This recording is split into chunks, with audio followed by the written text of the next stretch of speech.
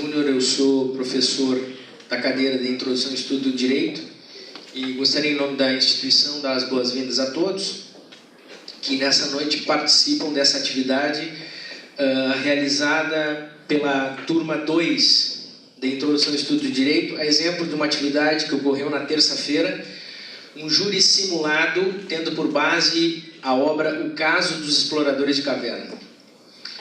Inicialmente, eu quero fazer algumas observações, só para esclarecer alguns pontos. Primeiro, chamar a atenção que a sistemática utilizada no júri simulado nessa noite, ela é um pouco diferente no que diz respeito à questão do sistema atual, preservando exclusivamente a questão dos tempos, né? Acusação e defesa, réplica e tréplica. No entanto, não estão sendo observados os aspectos formais, não há presença do réu, não são ouvidas testemunhas, porque o objetivo aqui é justamente trabalhar a questão da oratória, da formulação de argumentos, de teses, o que ocorreu durante o semestre inteiro em 3 frentes, tá? Então, inclusive, eu quero pedir desculpas aos familiares, porque durante o semestre a turma atuou em sala de aula, nas quintas-feiras, e durante 7 dias das semanas, em vários horários, inclusive eu me lembro de intervenções na madrugada, certo? Em grupos fechados no Facebook e no WhatsApp. Então, não foram poucas as vezes que lá pelas tantas o celular ligava a luz, de repente era alguém fazendo um debate sobre essa questão. Então, eles estão absolutamente preparados, estão hoje aqui contando com o apoio dos familiares que estão em peso aqui para prestigiá-los, colegas advogados, Dr. Jaime, esposa também. E como que vai ocorrer essa apresentação? Nós teremos um tempo igual para as partes apresentarem suas teses e com um detalhe, no centro do palco estão o que nós chamamos de julgadores, seriam os jurados do nosso tribunal do júri, ok? Que aqui vão apresentar o seu voto fundamentado. São 17 alunos, certo? Só que não serão exclusivamente eles que irão decidir, porque nós teremos 4 votos na plateia, tá? De onde virão esses votos? 3 votos virão da turma de Introdução ao Estudo do Direito de terça-feira que veio assistir vocês, porque vocês foram assistir eles na terça.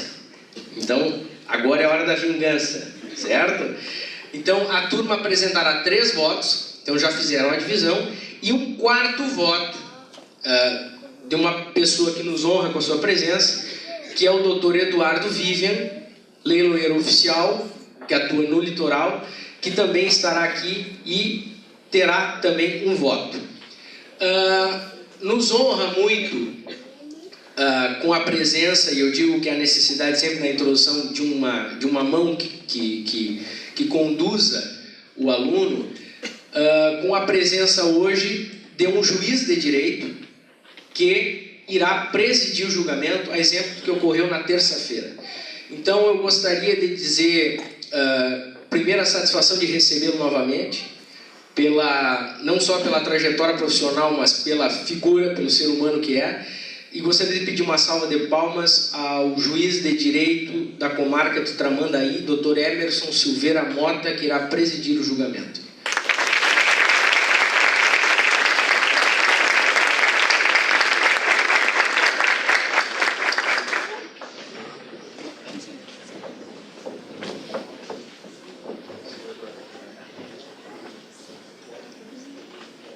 O Dr. Emerson iniciará apresentando algumas considerações e explicará, como é de costume, de forma didática e natural, apresentará as questões envolvendo o julgamento.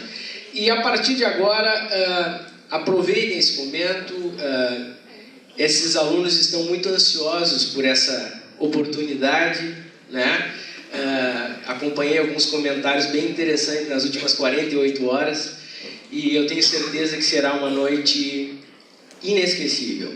Eu sempre uso a mesma palavra para encerrar a minha manifestação. Brilhem.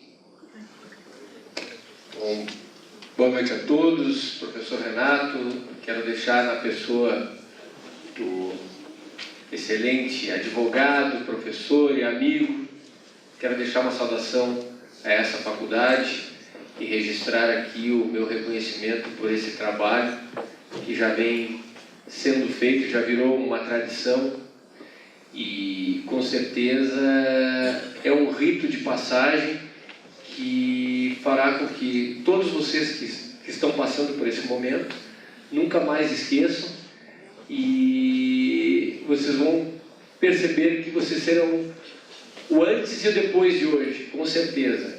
Eu quero inicialmente parabenizar a todos os parentes e amigos dos que estão aqui hoje, porque vocês vão presenciar hoje aqueles seus entes queridos, as suas pessoas, seus familiares, fazendo uma bela apresentação aqui, expondo teses.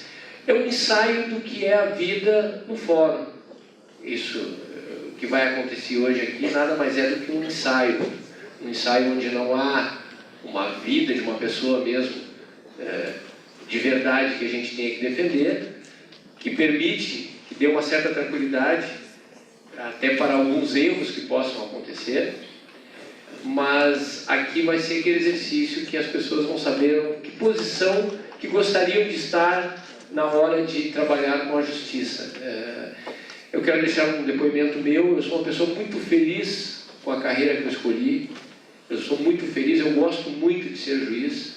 Eu realmente achei uma profissão que eu não gostaria de ter outra, embora eu tenha várias outras atividades que eu gosto de fazer, mas profissionalmente eu não gostaria de ter outra profissão.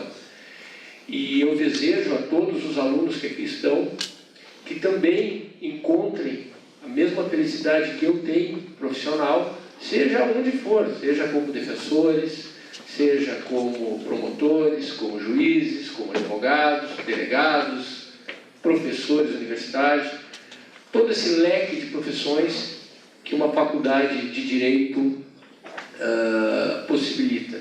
Então, eu quero deixar esse testemunho para vocês.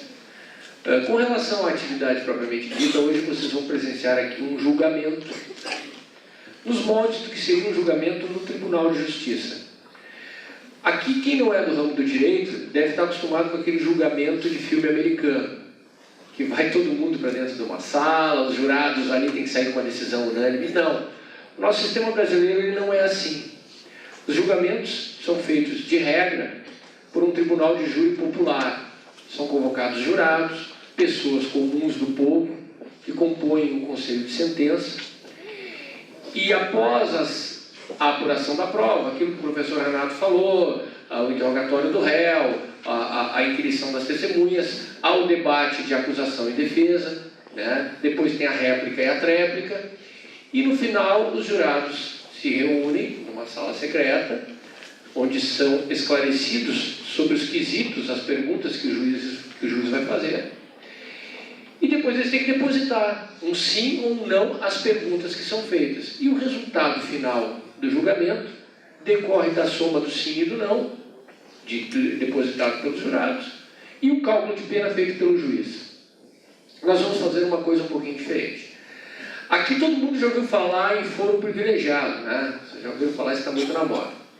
Foro privilegiado significa o seguinte: as autoridades, juízes, promotores, políticos, o segundo escalão do Poder Executivo, não são julgados por juízes de primeiro grau. E se cometerem um delito de homicídio, por exemplo, não são julgados no tribunal do júri. Eles são julgados direto na instância superior, no Tribunal Superior. As autoridades estaduais são julgadas no Tribunal de Justiça e as autoridades federais, no caso do Poder Executivo Federal, são julgados diretamente no Supremo Tribunal Federal. Os que têm um pouco mais de idade devem lembrar do caso Daut. Quem aqui lembra do caso Daut? O caso Daut foi famoso, foi o julgamento de um deputado pelo Tribunal de Justiça do Rio Grande do Sul. E é esse modelo de julgamento que inspirou essa experiência. Como vai funcionar a dinâmica aqui hoje? Vai ser mais ou menos como aquilo que vocês viram no caso Daut. No caso Daut, cada desembargador proferiu o seu voto individualmente no final das exposições, daqueles debates históricos do Oswaldo de Lia Pires com Paulo Olímpio. Todo mundo lembra disso, talvez o doutor Gênio ali sentado. Lembra disso, né, doutor? Um pouquinho. Eu lembro. Lembro bem, aquilo ali foi uma situação marcante. Então, haverá a exposição do relatório do caso, que nós trataremos, que o caso é inspirado em um livro, o caso dos exploradores de cavernas. Esse livro é um livro de 1949, se não me engano, 49 ou 59, o professor me corrija, 49, né?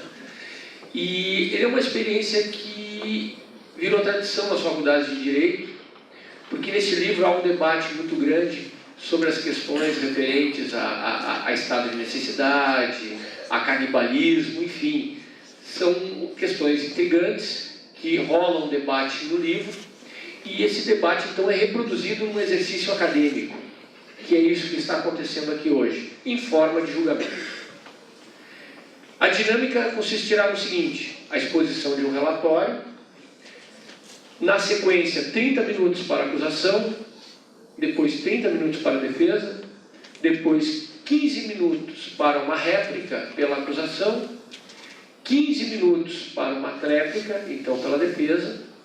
O julgamento será interrompido, os jurados se reunirão comigo na sala secreta, onde serão esclarecidos alguns pontos que foram colocados pela acusação e pela defesa, e haverá então o voto de cada um por 2 minutos. Vamos dizer se condenam ou se absolvem e por quê. E serão somadas os votos de cada um, e ao final será declarado se houve absolvição ou se houve a condenação. Então eu vou já de imediato passar a palavra, então, declaro então aberta a sessão de julgamento e abro a palavra então para o relatório.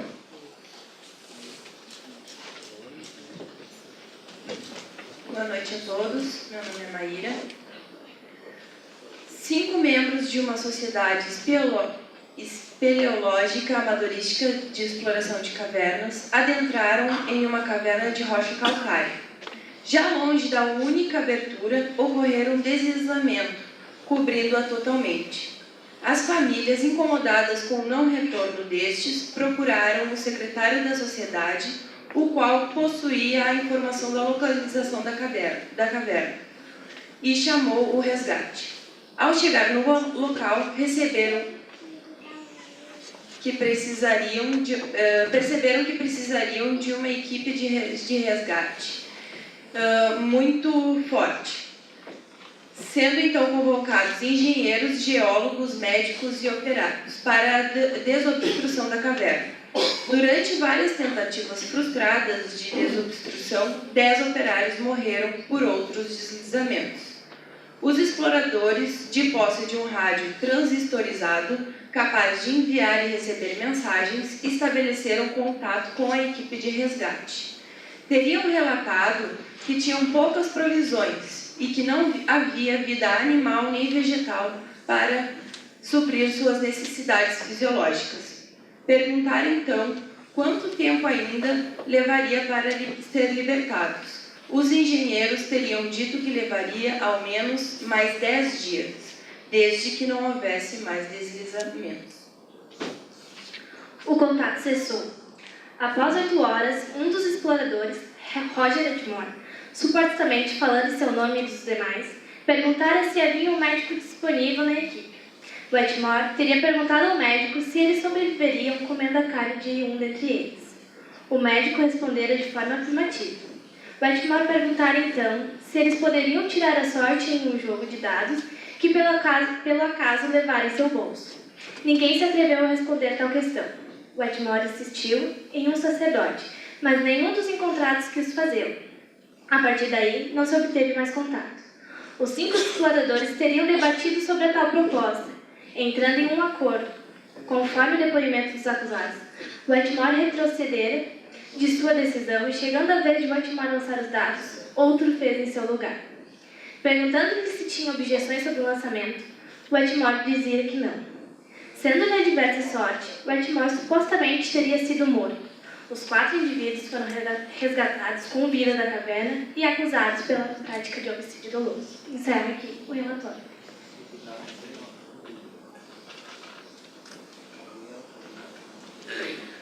Na sequência, passarei a palavra, então, para a acusação. Antes disso, eu quero fazer umas pequenas considerações.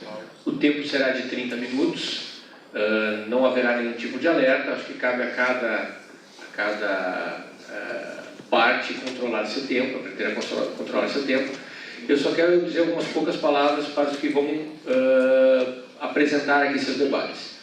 Façam de forma tranquila, acreditem naquilo que vocês estudaram, porque não existe possibilidade nenhuma de vocês dizerem besteira aqui. Vocês estudaram, vocês estão muito bem preparados, pelo que eu estou sabendo, passaram noites discutindo sobre o caso.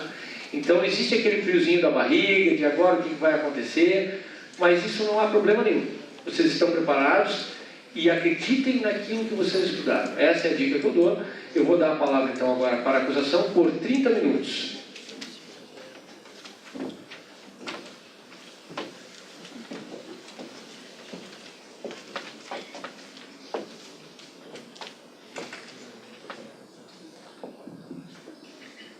Boa noite. Inicialmente, cumprimento excelentíssimo senhor, doutor juiz de direito, Emerson Silveira Moura, presidente desse tribunal do júri, que com zelo vem desenvolvendo sua atividade, certamente permitirá o exercício da mesma com plenitude para o contraditório e a defesa dos réus. Quero cumprimentar a defesa dos réus e aos promotores e dizer que é um prazer dividir este tribunal com os senhores. Cumprimento o mestre, professor Renato Freitas Júnior, que vem ministrando com excelência sua disciplina, dando-nos a oportunidade do conhecimento e do contato da prática jurídica, ainda que de modo simulado, fazendo com que nós verdadeiramente tenhamos paixão pelo direito. Cumprimento a plateia aqui presente e cumprimento, por último, os mais importantes deste Tribunal de Justiça, que são os jurados, os senhores jurados.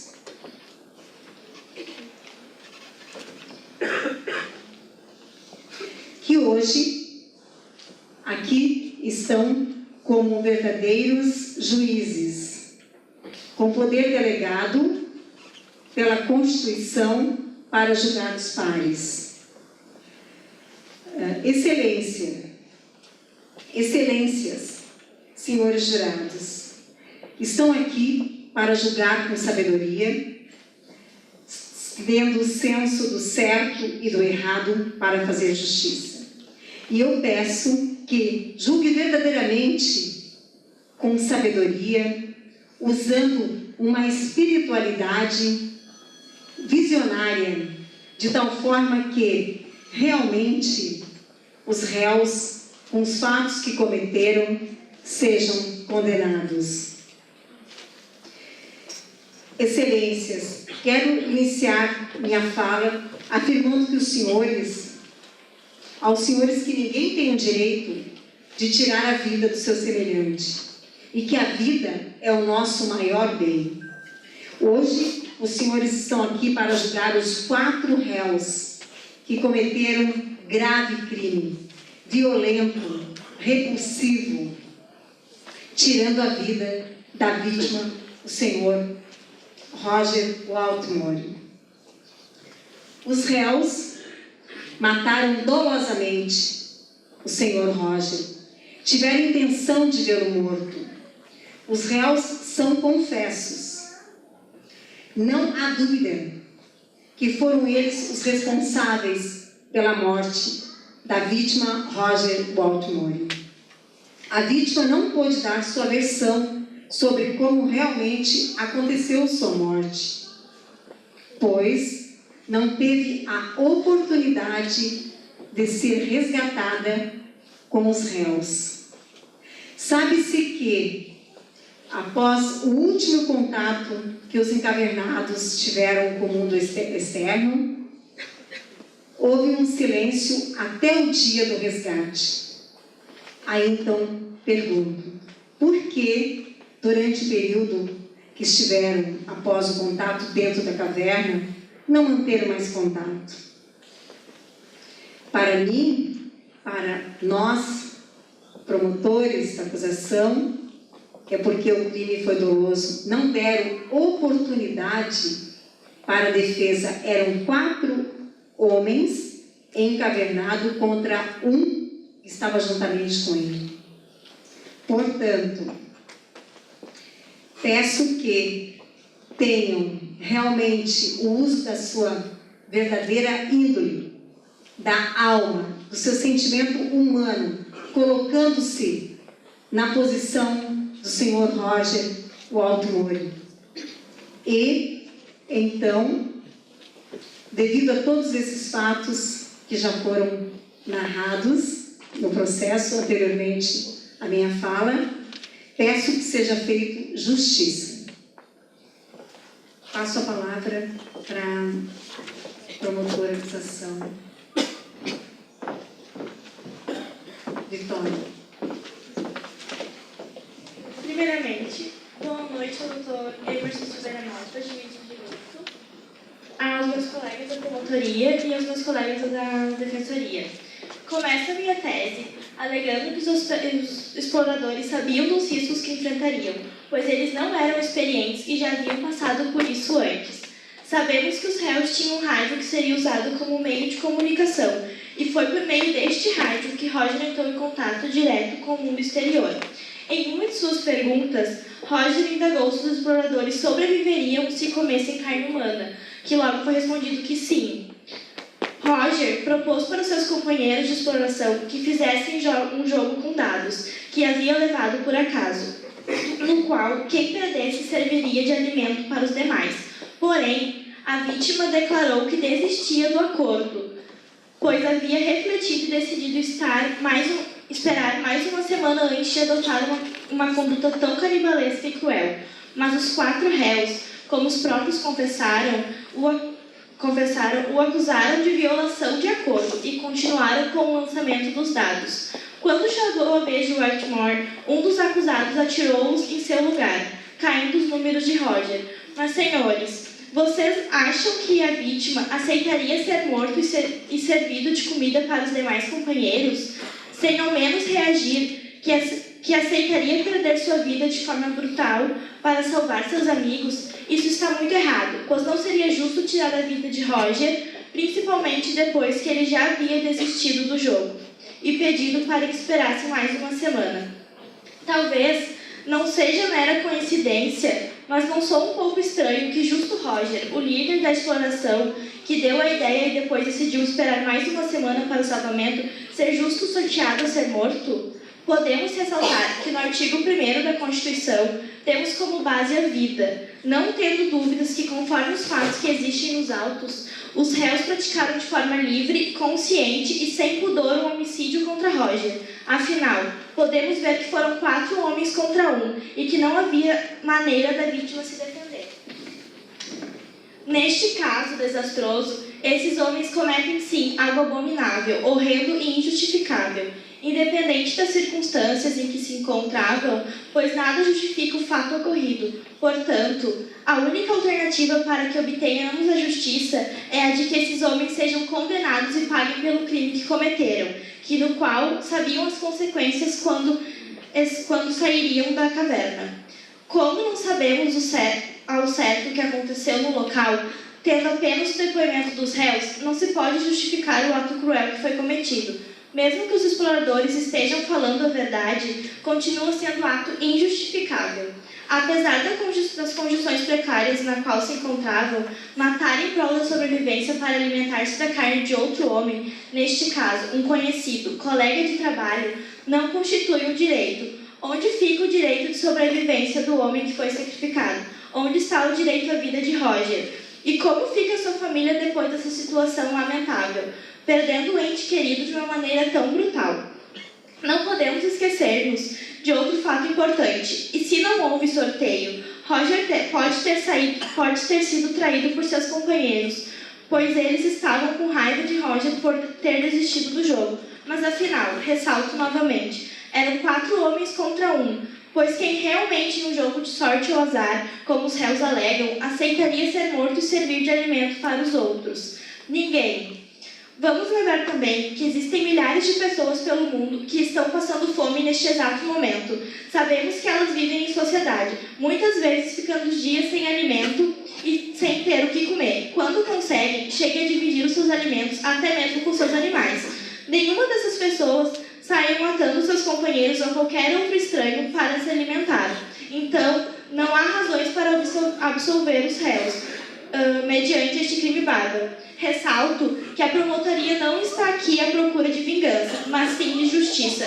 A justiça que Roger Whitmore e sua família merece. Não podemos deixar com que a justiça morra, assim como Roger morreu. Passo a palavra para minha colega Carolina.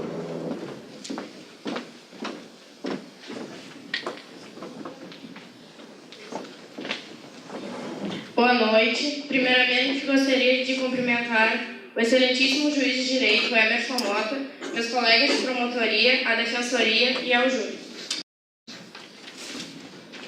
Gostaria de iniciar minha tese com uma frase da Amado de Jesus que diz: ninguém fica obrigado pelas próprias palavras a matar-se a si mesmo ou a outro. Hoje, estamos lidando com um caso de homicídio e canibalismo. Lembro-lhes que em nenhum momento foi lhes tirada a esperança da sobrevivência. Foi-lhes dito que tinham poucas chances de sobreviver, mas não que essa era uma possibilidade remota. Me recordo do caso dos mineradores do Chile, que ficaram mais de 2 meses em uma caverna.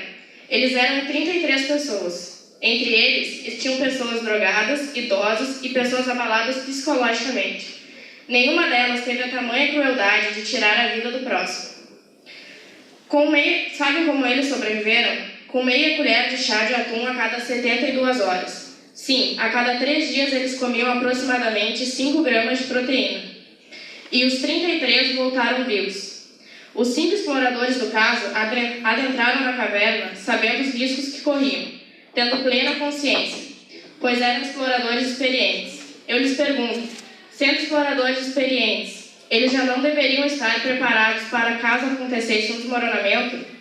Após sabermos que os exploradores eram experientes, eu lhes pergunto novamente. O desmoronamento da caverna aconteceu no primeiro dia.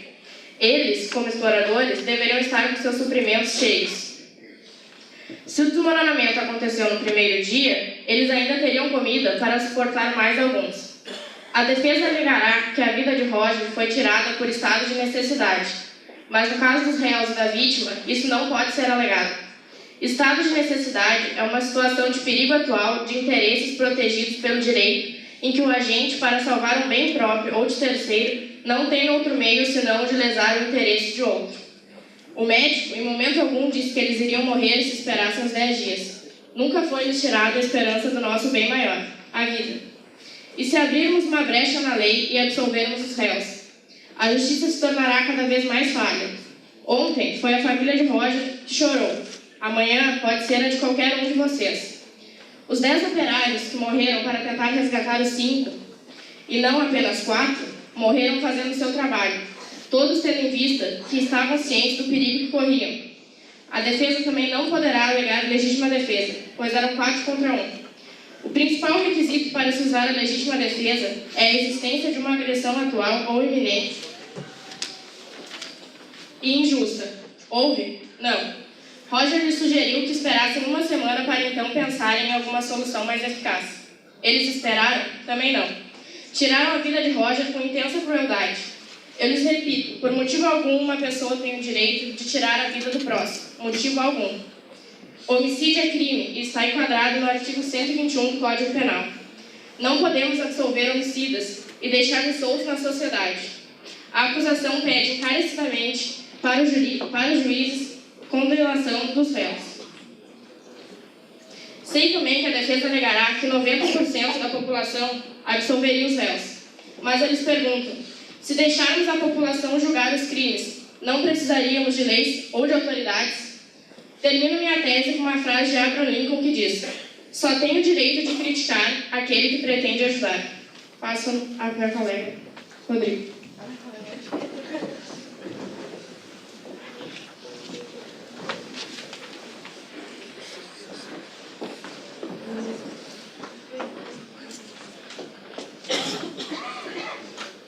Boa noite, Vossa Excelência. Boa noite à defesa. Boa noite, jurados. Começo o meu relato com uma frase. Se o direito não alcançar o direito à vida, a sociedade vai virar um caos. Digo um caos, caros colegas, porque se o direito à vida não é respeitado, do que adianta a Constituição do nosso país? Um mero livro? Coisas escritas sem utilidade? Exato. Pode jogar ao fogo, não vai valer nada, se o direito primordial, que é a vida, não for respeitado. Neste júri, estamos buscando a condenação desses 4 réus que mataram e, consequentemente, tiraram o direito à vida de Roger Waltmore. Eles poderiam, sim, ter esperado mais algum tempo para chegar ao extremo de matar um colega, um amigo, um homem que tinha uma família, que tinha uma vida aqui fora. Então, caros colegas, estou convicto que se os acusados tivessem esperado um pouco mais de tempo para cometerem esse crime, né, hoje não estaríamos julgando um ato tão odioso vindo desses 4 homens. Nos autos do processo, relatam os exploradores da caverna que tinham alimentos. Não faltava alimentos, tinham. Sabendo dividir, né, poderiam ficar pelo tempo necessário na caverna até chegar ao resgate. Temos que ver isso, temos que atentar a esse ponto, né? Pegando o exemplo de uma tragédia parecida com esse caso que estamos julgando hoje, que foi até comentado pela minha colega anteriormente, né? Esses mineiros chilenos. Vale ressaltar, vale relembrar, onde eles relataram que para comer, né, tinham apenas uma colher de chá, pasmem, né, uma colher de chá de atum enlatado a cada 72 horas, 3 dias. Então vocês imaginem, né, 33 homens dentro de uma mina, sem esperança, né, conseguiram, com latinhas de atum, a cada 72 horas sobreviver. Outro ponto importante a ser levantado é o fato de os exploradores saberem que o resgate estava por vir. O resgate estava à procura deles.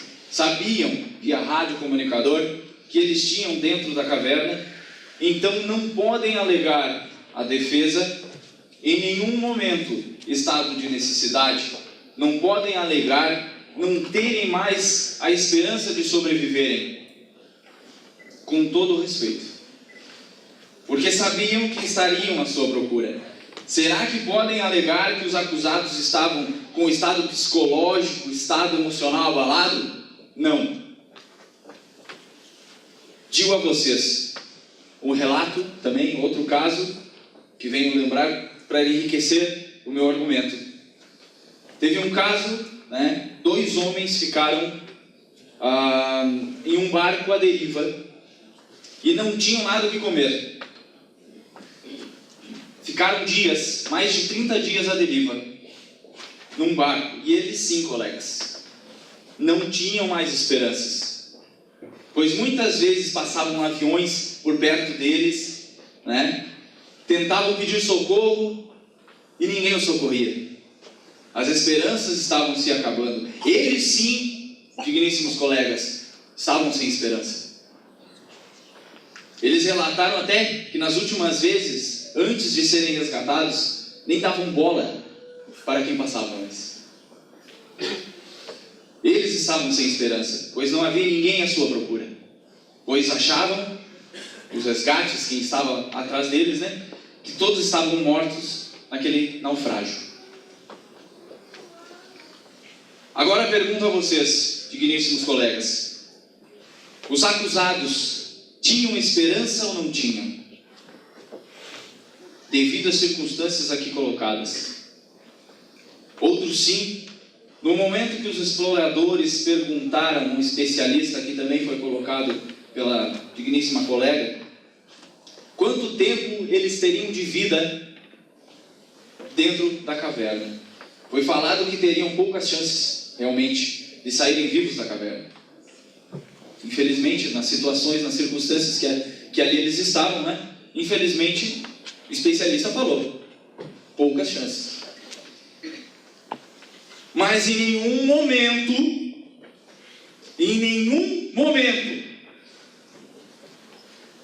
digníssimos colegas, jurados, foi dito que não teriam chances de saírem vivos de lá. Em nenhum momento. Estou convicto disso.